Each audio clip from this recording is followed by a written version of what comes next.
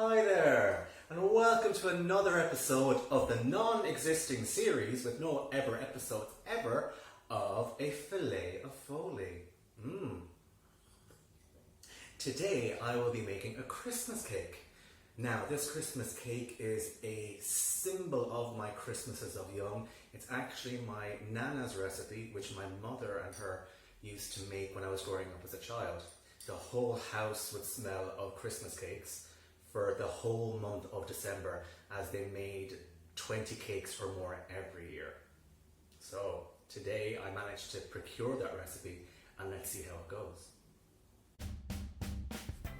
When you get home from work and you're feeling blue, you feel like you're stuck in a rut food-wise, you can sit down and plan a whole meal and really rack your brain. But there is just one simple life choice that will save your day. Boot up YouTube, go to the channel, and watch a filet of filet. Stop hiding in my appliances! So let's get started. As you can see, I've already pre-prepared all the ingredients, but something's missing. Much better. Far better, appropriate attire. So let me show you the ingredients more closely. But before I do all that, first step, oven must be turned to gas mark 2 according to the recipe originally, or in real life 150 degrees. Oh, look at all the lovely ingredients. Now, the recipe that I got this from, it's from the 70s/80s, and it was written down all in imperial measurements. So to keep the recipe as authentic as possible, I've had to convert the imperial stuff into metric. So we've got very unusual grammage going on. Here we have 340 grams of flour. We have 340 grams of caster sugar. We have 340 grams of lovely margarine. Again, 3/4 of a pound, or again, 340 grams of raisins, and the same of sultanas.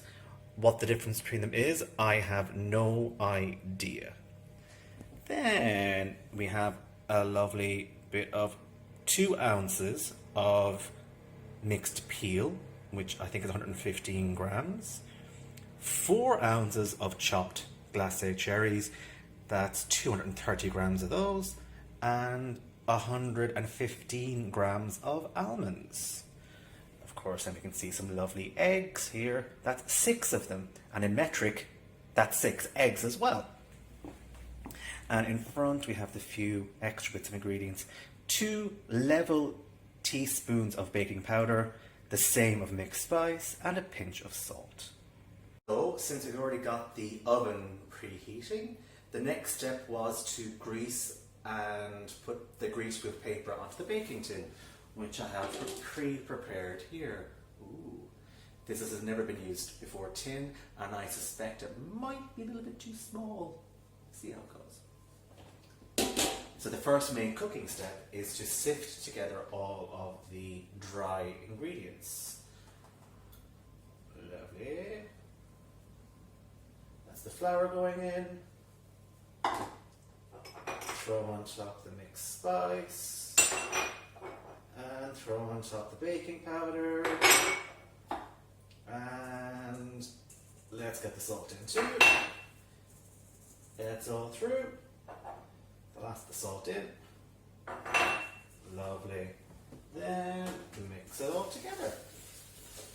Piece of piss. What could possibly go wrong? Now I realised I made a slight error, and I forgot to mention one other ingredient, a bottle of sherry, or actually a glass of sherry, to help marinate the lovely fruits. So in go the sultanas, and the raisins, and here go the cherries, Get your hand there, get stuck in. Feel it. Get out all of the orange and other mixed peel and the few almonds as well. And then the glass of sherry.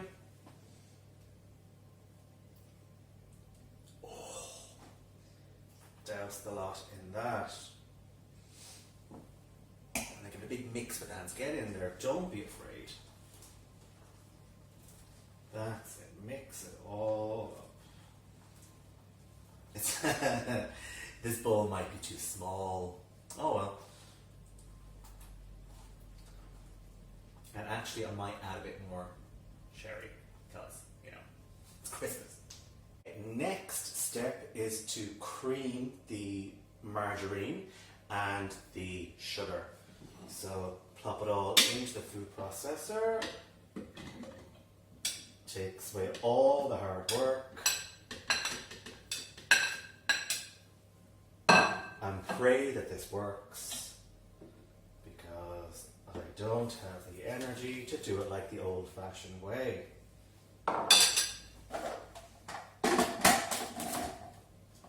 So anyway, what I'd like to do is this. Please work.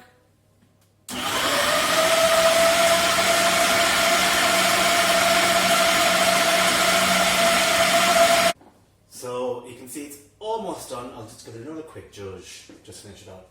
Kind of reminds me though of that one Christmas when I managed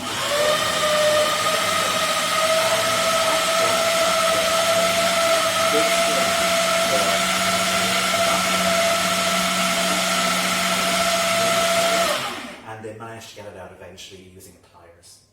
Anyway, that's done. Next step. Then we take our little eggy babies and pop these things in with the creamed sugar and margarine. So, 1. Oh, sorry. First, zhuzh.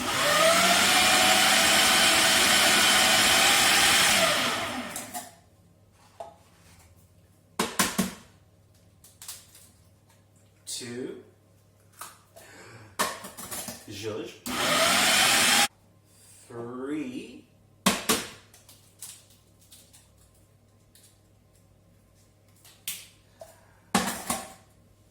Zhuzh. Number 4. Zhuzh. Number 5.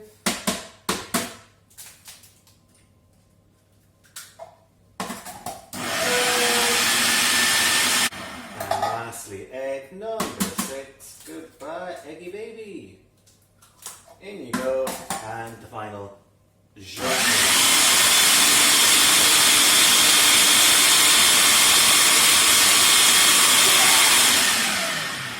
Okay, truth be told, not gonna lie, this may have failed a little bit because it's not exactly the way I remember it. It's a bit, lumpy. Possibly because the margarine wasn't chilled fully when I started. But let's just power on, see what happens. On second thoughts, I just realised where the problem may have been. So let's get this back in action. And let's try and fix the problem that I created. So I was thinking I had to put this mixture into this bowl. The recipe actually says the other way around. So let's continue and see what happens. I was meant to do this along with the eggs at the same time. Hopefully it's not too ruined.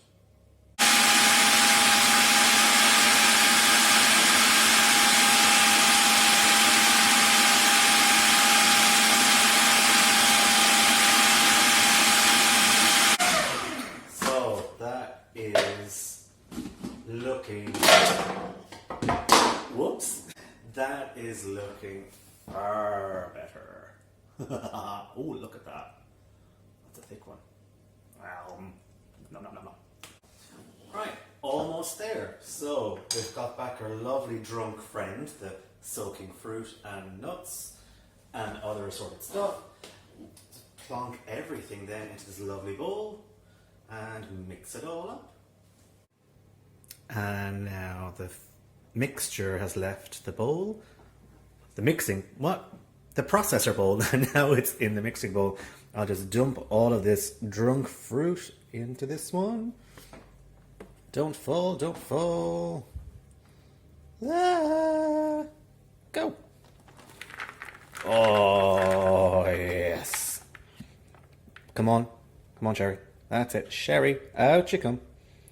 Get into that lovely, lovely mixture. Oh, yes. Now it's time for the classic wooden spoon. Right, just mix the whole thing up. Get it all nice and thoroughly in there. Mix it all up. Make sure there's a nice even distribution of batter to fruit. And look at the mixture carefully and realize that you're about to confirm your fears that yes, maybe the baking tin is too small for the entire mixture. I'll have to decide that when I get to it. Whoa, what's a heavy one? That's it. Arms of steel. That's it. Alright. Look at that bad boy. Ooh, yeah. Wait.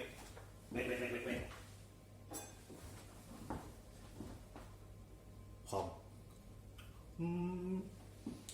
Oh, it's childhood.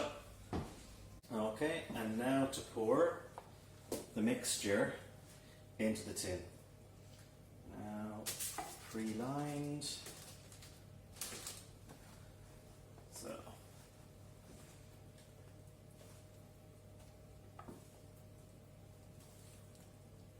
It's not looking too bad. It looks like it might be exactly enough, which surprises me because it was a lot of ingredients.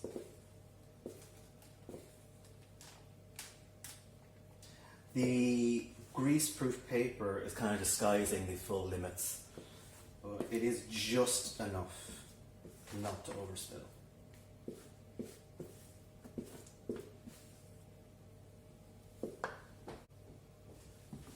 Bang on! Okay, and now it's time to put this bad boy into the hot box.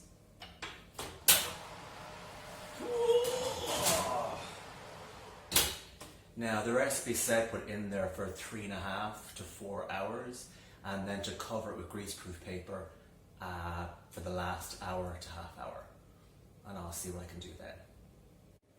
However, while I'm waiting, I can do all this lovely washing up. That should pass the time. Best part of washing up? Nom nom nom nom nom nom nom. It's all right. And there we have it, out of the oven. Not the brownest, but you know, we'll see how it tastes later. Now, it's been about 2 weeks since I made this cake. You may notice a few subtle changes. Festive headwear! No, on a serious note, as you can see below, I have the cake all cut up and ready to go. I like to serve my cake with a sizable dollop of custard, the cake, no icing, and a spot of port. Anyway, chin chin. Oh.